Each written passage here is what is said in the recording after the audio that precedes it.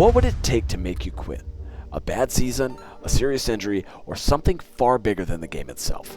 Today's guest is Johnny Scholl, a D4 player from Louisiana, and he stared down stage 4 cancer, lost an arm, and still decided that paintball wasn't done with him. And he wasn't done with paintball.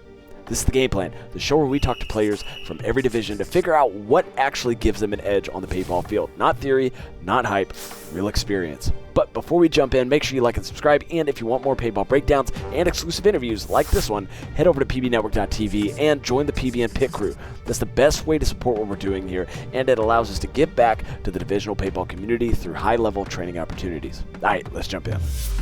Johnny, welcome to the show, man. I'm glad you were able to jump on with me.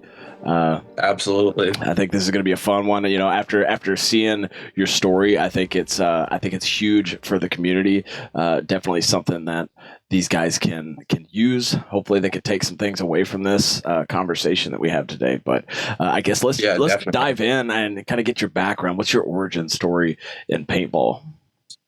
Yeah, so I started playing pretty much like most people, got invited to a birthday party. We have a little field about 5 minutes from my house called Paintball Command. So most people in the area, they either play at LAX where, you know, the Hurricanes practice, or they play at Paintball Command. I just kind of fell into that group of people. But went out for my first time birthday party, 11 years old, little 98 custom, and I just had a blast, dude. Yep. Like every kid does. Get to play war games all day. It was the most fun I'd probably ever had. So, you know, fast forward a few years, get a little Christmas money, birthday money, save up. I buy myself like a Proto Rise when it was the big up and coming thing. Oh, yeah. Beginners. Tried to get a little team going, but, you know, you're young, have to ask mom and dad for everything. Couldn't do it.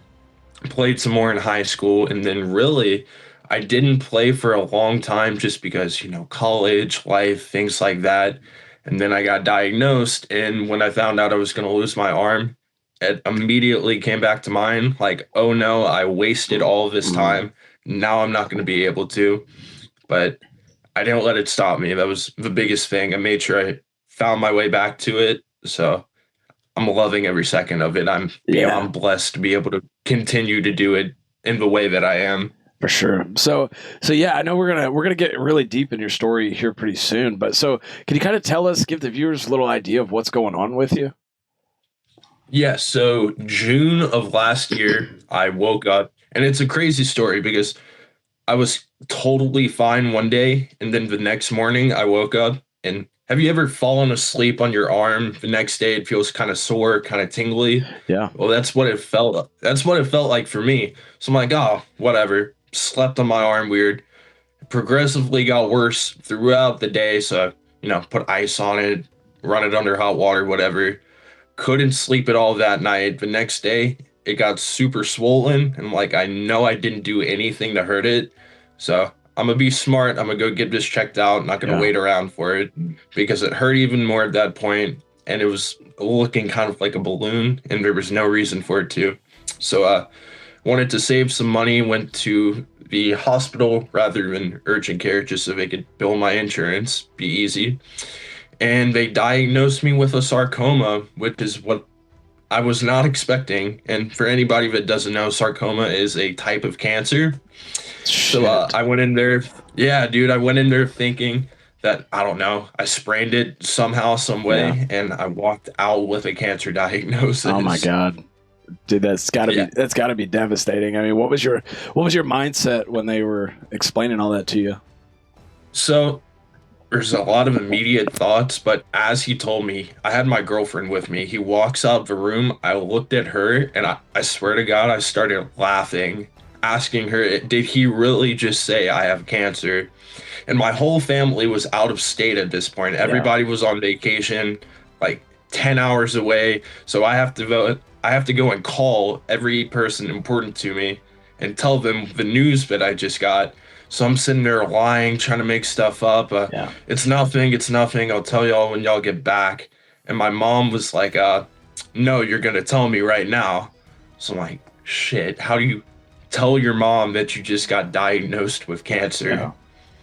So it was a whirlwind of emotions. I wouldn't wish it on anybody, but hey, I'm still here, so No, could be worse off. 100%, Johnny, 100%. And I know that's got to be the hardest news to get, and I couldn't imagine what it'd be like talking and telling your family and especially your mom and dad. Man, that's got to be insane. That was the biggest thing. I did not want to have to do that, but oh well. Yeah, I got through it. yeah. And I mean, it seems like you've been able to get back out and do things since then. Yeah. I mean, you played World Cup. I mean, we got to dive in and talk about that. I mean, what is so your journey from diagnosis to getting back on the field after what was it, like a year? Yeah, I'd say just about a year. So I got diagnosed in June, and then I played for the first time about a month before Cup, so just under a year, I guess. Yeah.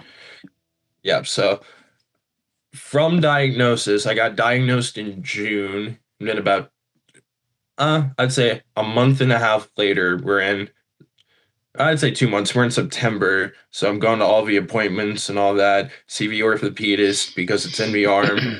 And then my arm, so we biopsied, right? Just to make sure they confirm it. Yes, it is cancer. Yes, it is stage 4. After the biopsy, it's like they blew my arm up because like a week later, it was about 3 times the size it was when we had diagnosed it. It was like overnight, it just exploded. Could barely move it. It hurt putting a t-shirt on. It was the most painful thing ever. So we go to this appointment. He tells me there's no way we're saving this arm. We have to amputate it. That's just where we are right now. You can maybe wait a month, see if the immunotherapy, the medication I'm on, works at all. But I do not advise it because it got this big, this quick. Yeah. We've got to cut it off. And that's when paintball kind of came back to mind. And it's weird because that's not the first thing that I would assume most people would think of. Like, he told me that we have to cut my arm off, and I'm like, okay, what are we doing? Yeah. Didn't shed a single tear. Just kind of looked at it as something else that had to be done because, at this point, how much worse can it possibly get, I guess? Yeah. It was an easy decision to make because I either cut my arm off, give myself a lot more time, potentially, or I roll the dice and I could be dead in a couple months. Fuck. It's a pretty easy decision. Yeah. You have to face it. And looking back, I'd cut it off every single time. 100%. No, I think I would agree with you in the situation that I was there with you. But I think also a lot of people like I think the fear of what you're going through.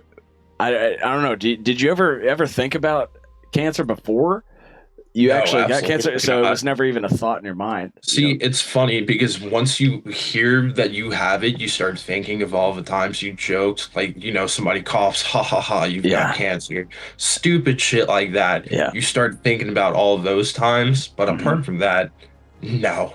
You told me I would have had cancer at 21 years old. I would have told you you're lying. Yeah. Yeah. But you've made full recovery now, or where are we at in the? So, I've still got it. Technically, it's in my lungs, so it metastasized to my lungs. But I just had scans a couple weeks ago, and everything is, knock on wood, stable. Yeah. It's been stable for about a year, so we just keep pushing, reassess in about a year. If it looks the same, we'll talk about maybe biopsying what's in my lungs, but right now it's just too small to do it. It's more risk than reward. Yeah, but you're living life to the fullest, aren't you? Yeah, man. 100%. I mean, I'm not gonna sit in bed and cry all day. For sure. I'm 22. I'm young. I've got a lot to do still. So I'm gonna make sure I do it all. Yeah, for sure. And so that's why we were talking. Kind of this story of grit. Of all the things that you've went through. You got cancer. You lost your arm, and now a year later you're playing World freaking Cup. What was that experience like? So it started with my first day back at the field. I didn't have anybody to go with me, but I'd waited long enough. I'm tired of sitting and not going. It's right down the road. It's like, all right, I'm gonna go.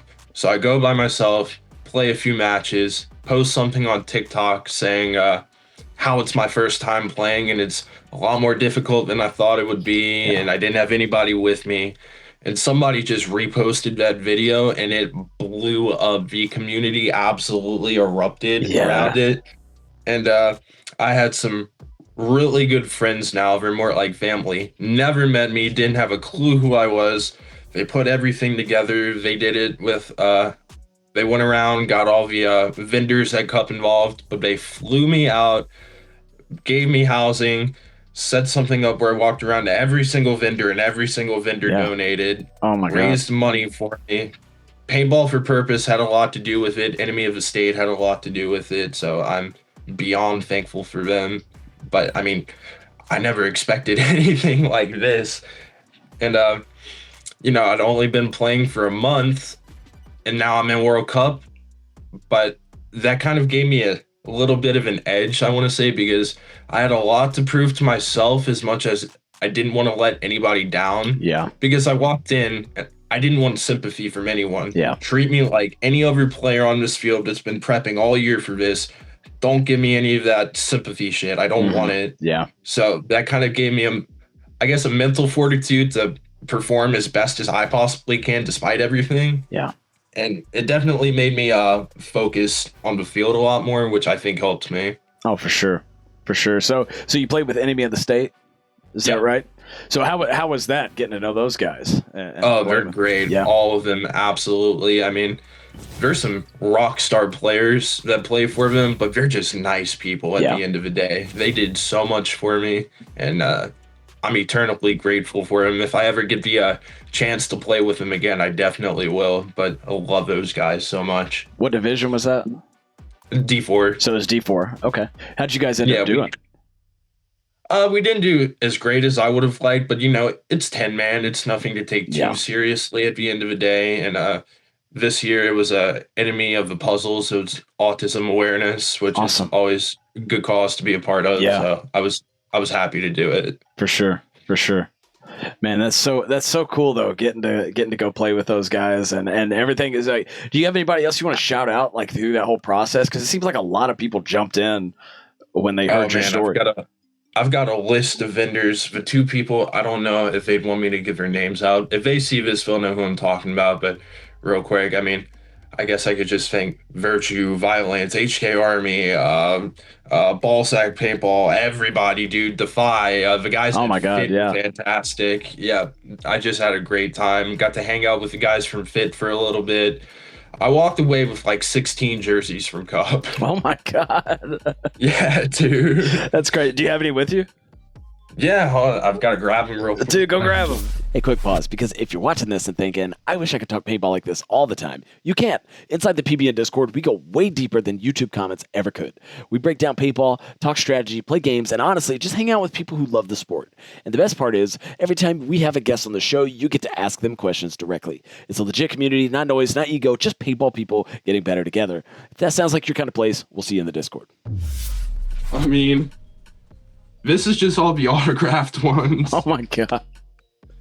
Let's see. We've got Heat, Leverage. I got two infamous ones. Oh, this one's cool. Yosh. He sent me let's this go, dude. one. Yeah, Yosh. Yeah. Wow. Yeah. I got Fit. I've got a lot, dude. That's insane. My closet's full of jerseys now. That's insane. So you gotta build a whole wall, right? You're gonna hang them all, dude. up?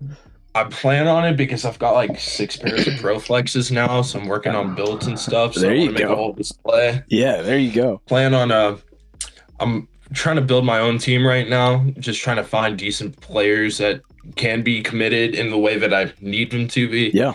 And we want to start playing as much as we can, but the goal is to end up at Cup next year. There you go.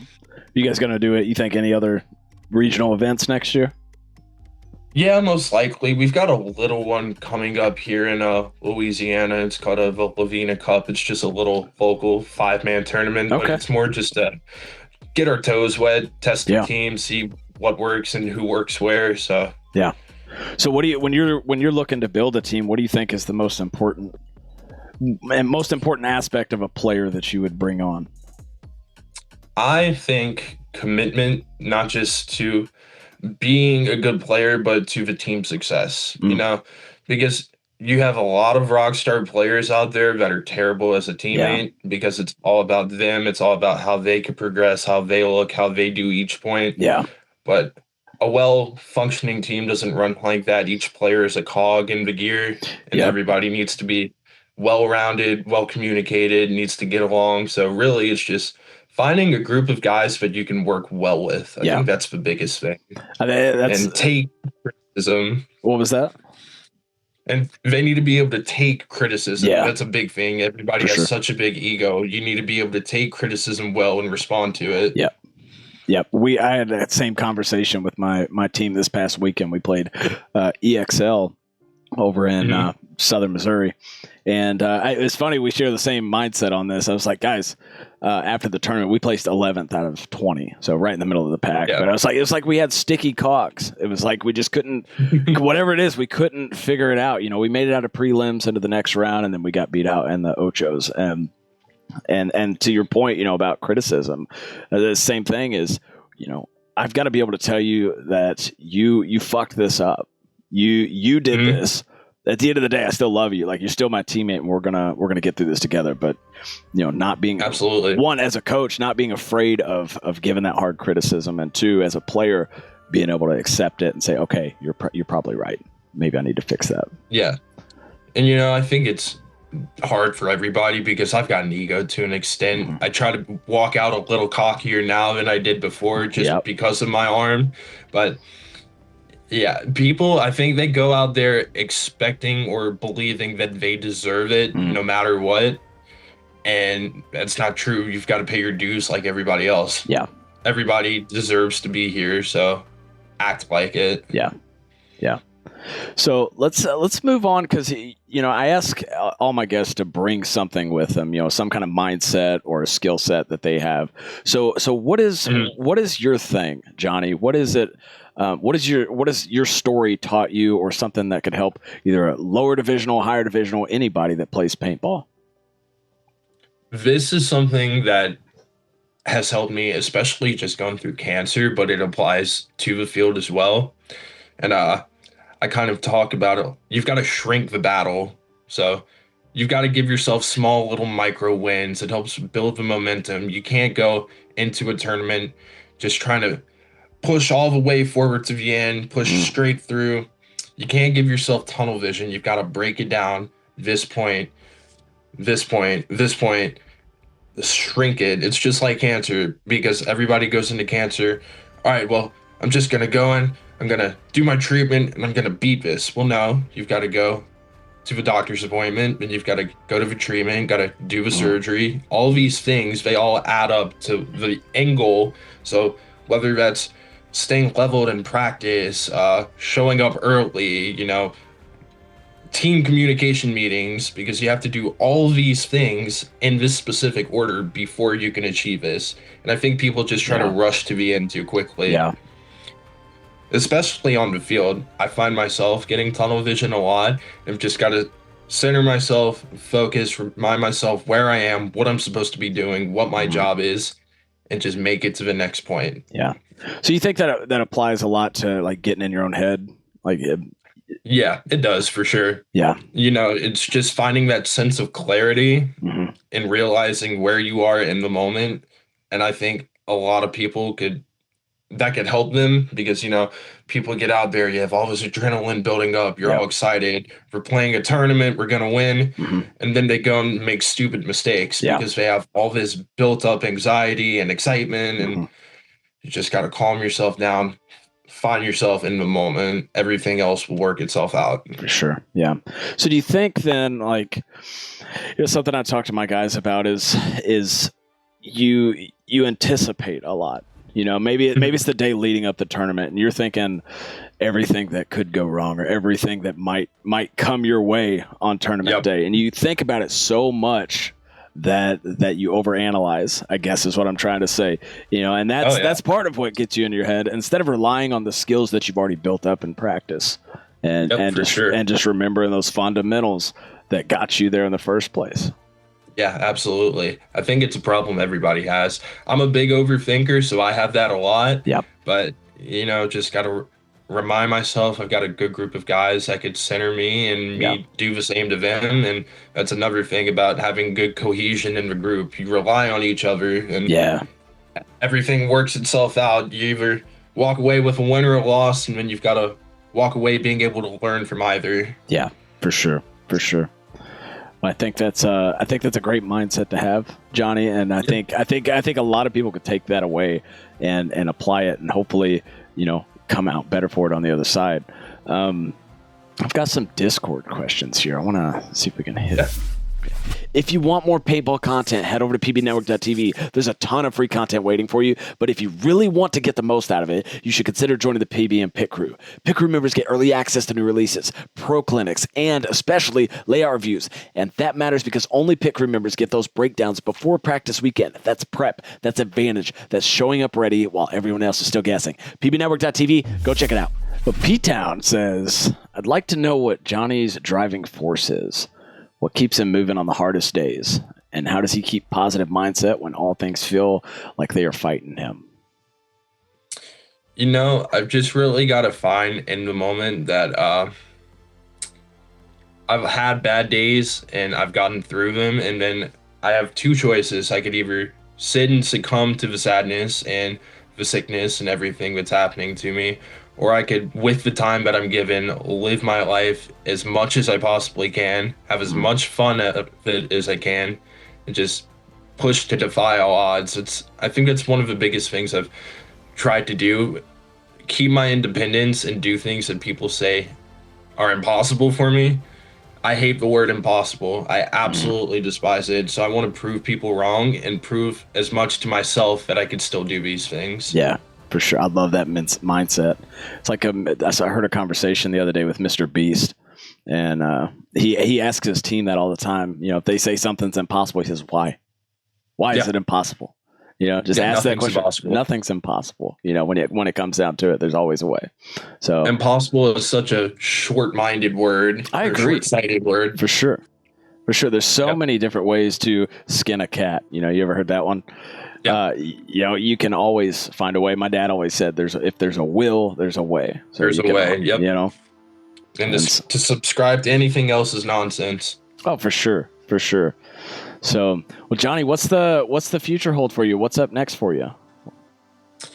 Right now, I think just working on building the team. I'm still a student. I'm in school, so I'm working on a degree right now, but just trying to build the team, graduate school, get through it. What's your degree in?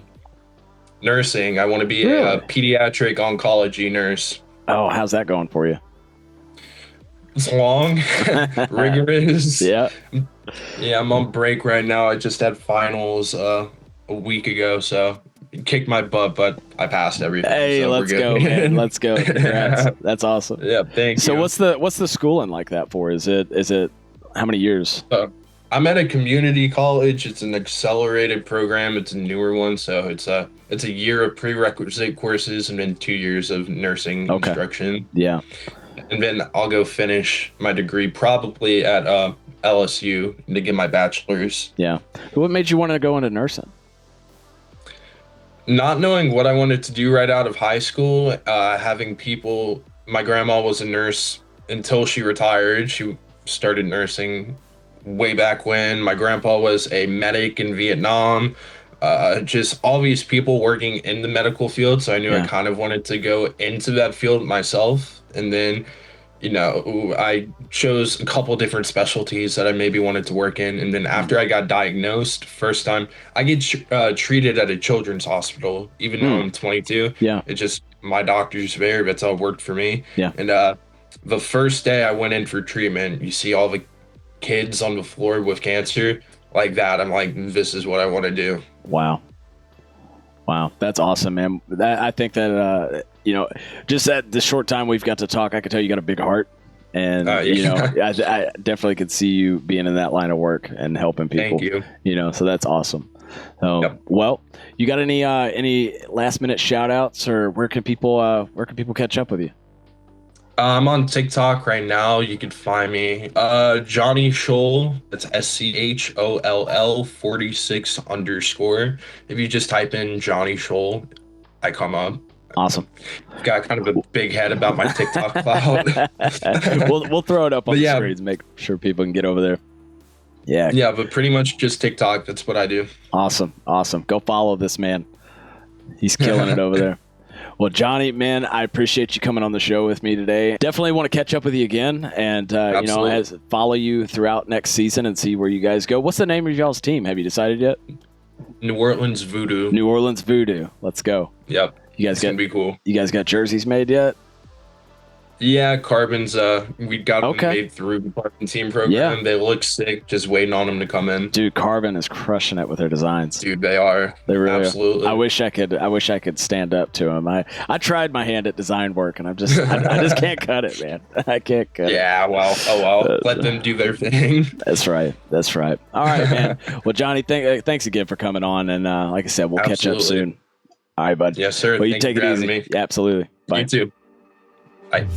Guys, thanks for tuning into this episode of The Game Plan. I hope you enjoyed it, and if you did, please consider liking and subscribing. If you're a divisional player who has a specific skill set, approach, or mindset that gives you an edge on the paintball field, I want you on this show. This series exists to highlight what actually works at every level of the game. There's a link in the description where you can sign up to be a guest. And until next time, keep grinding, keep learning, and keep playing smart. We'll see you next time. Have a good one. Bye.